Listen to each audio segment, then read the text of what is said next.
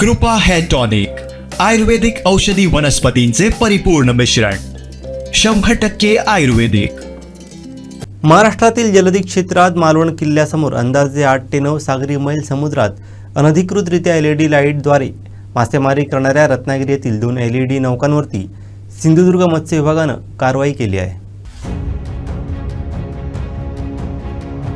या नौका जप्त करून सर्जेकोट बंदरात ठेवण्यात आल्या आहेत. नौकेवर असणारे लाईट व लाईट पुरवणारी उपकरणं जप्त करून सहाय्यक आयुक्त मत्स्य व्यवसाय सिंधुदुर्ग कार्यालयात ठेवण्यात आले आहेत. दोन्ही नौकांवरती नौका तांडेलसह एकूण 65 खलाशी आहेत. तर अंदाजे 7 लाख रुपयांची लाईट, जनरेटर व इतर सामग्री जप्त करण्यात आली आहे. तसंच या नौकांना 5 ते 6 लाख दंड होण्याची शक्यता आहे.